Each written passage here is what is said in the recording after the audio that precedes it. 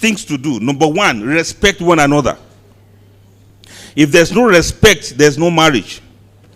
A man can do anything for you so long as you respect him. There's no food you can give a man to eat. If you don't add respect, he will vomit. Even if you want to call him a stupid man, if you can do that with respect, he will just smile. Even if you want to abuse his mother, like, oh, darling, your mother behaves like a witch sometimes. You know, that's one thing I like about her. She's a no-nonsense woman. She can be so cruel sometimes, you know. If you can do that with respect, we just want to say, leave Mama alone. She's like that. Be like, you know, whenever I'm looking at your father, I remember Tabati Adabi Lahab. If you can say that with respect, he will not be angry. Look, ladies, it is not just beauty. It's not just your ability to cook like a dream. If you don't know how to respect a man, you will not enjoy a marriage with him. I'm not saying you should turn yourself to a doormat. But I'm saying real, strong, well-intentioned respect. And a man, when somebody respects you, you have to respect yourself. If a woman respects you, respect yourself. You don't shout on her. You don't hit her. You don't abuse her. You don't insult her. When a woman respects you, she's respecting Allah because Allah says she should. And similar to respect is obedience. There's nothing a man will not do with a woman that's obedient. Your husband will say, do this. Say, why? Many ladies do that. Even if Rasulullah will come and say, do this, she will ask him, Ya Rasulullah, why do I have to do that? People who cannot listen to simple instructions, they want to question the husband to bring his hujjah for saying that.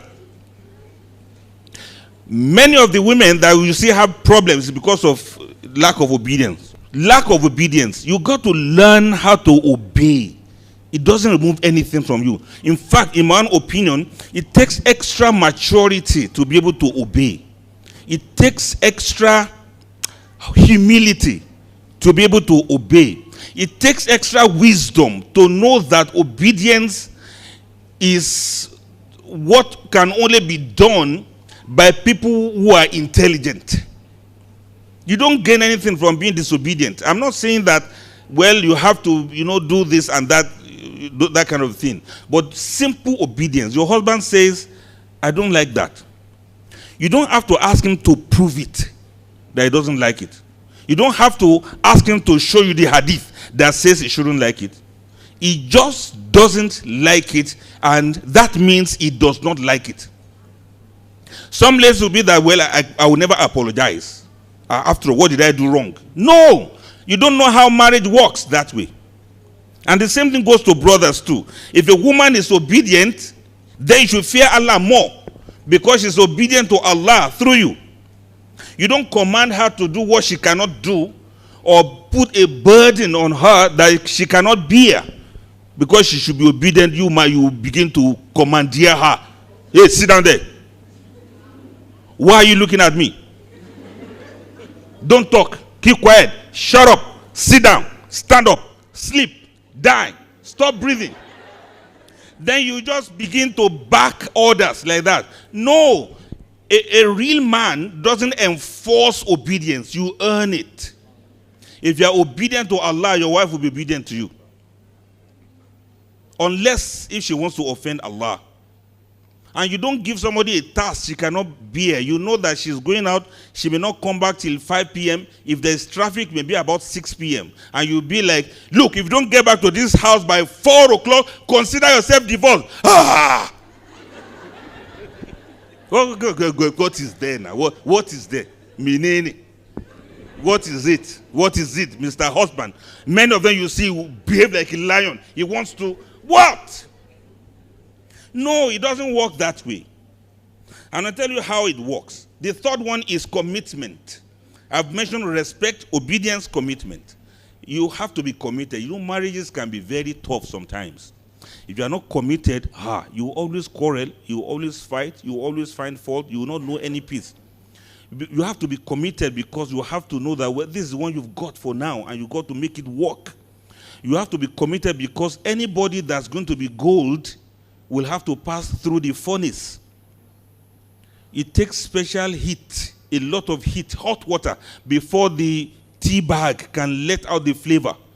Marriages have trials, they have tests, they have hardship, they have disappointment. There's nothing in this world that marriages don't have.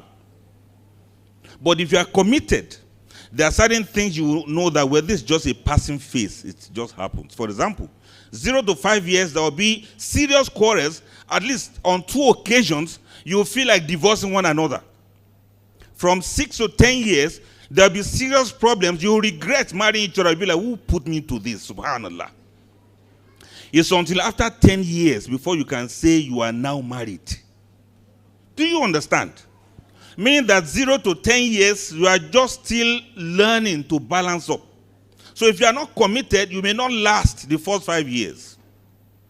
And finally, the things that I want you to put to practice, if you want your marriage to be nice, is POD. P for play. Play very well. Did you notice that most couples don't play? I'm not talking about being in the bedroom and stuff like that. Just play. Remember how the Prophet and Aisha radiallahu anha used to race? They used to play. Ask many couples you see and ask them, how do you play? Do they play? They don't know how to play, but they know how to quarrel. Now think about it. Professors of quarrel, men who have PhD quarrel.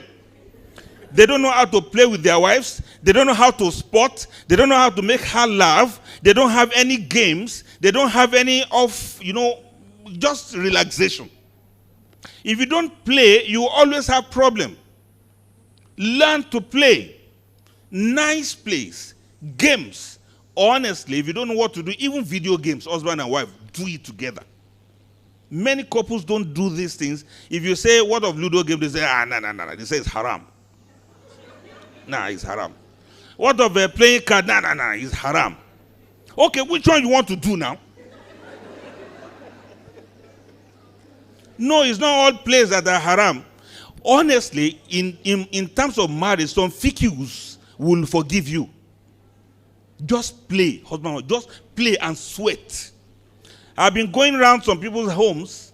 I did not find, and I'm serious, I did not find this table tennis stuff. Table tennis. I don't see couples have it. They never thought they should have it. If I were a scholar, I would pass a fatwa that amongst the things a woman should be provided for when she's getting married, he said, thank God I'm not a scholar. I will have made it, I'll make it makruh for you not to have table tennis and things to play with in your marriage. I mean, why don't we play? What is the big deal? Why don't people play? Please ask couples, why don't you play? Do you play? Secondly, remember the others. That's the O. Remember the others. That is community, connection. Attend Islamic programs. Attend sister circles. Mingle with fellow sisters like you that will influence what is good in your life. Apart from this one woman event, many of you don't attend any program, true or false. Why? You need to have people. You need to have support. You need to have sisters that you think in the same way. According to one research, you are as intelligent as the average of 5 closest friends to you. And you are as imanic. I'm using that language. Your iman is as good as the iman of 5 closest friends you have. But you don't have friends who attend programs. You don't have friends who have any knowledge of the deen. This is a bad idea. In other words, move close to others that will influence what is good about your life. And the last one, the D part of it, is that take care of your downtime.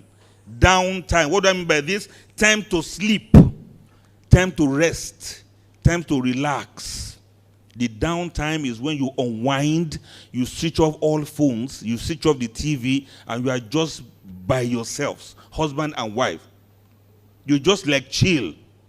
And if possible, just sleep. Have enough sleep so that you don't behave like a mad person. You get erratic, you get irritated, you get, pissed off. Sorry for saying that in a public gathering. You get just so angry over everything because you never had enough sleep. Sleep well and rest well and relax. That way you will see that life is very sweet and marriages are very sweet too. I pray that should make it easy for us. So I said duties, respect, obedience, and commitment. I said anger, sadness, and fear. And the things I recommend play, connection with others, and respect your downtime. Assalamu alaikum wa rahmatullahi wa barakatuh.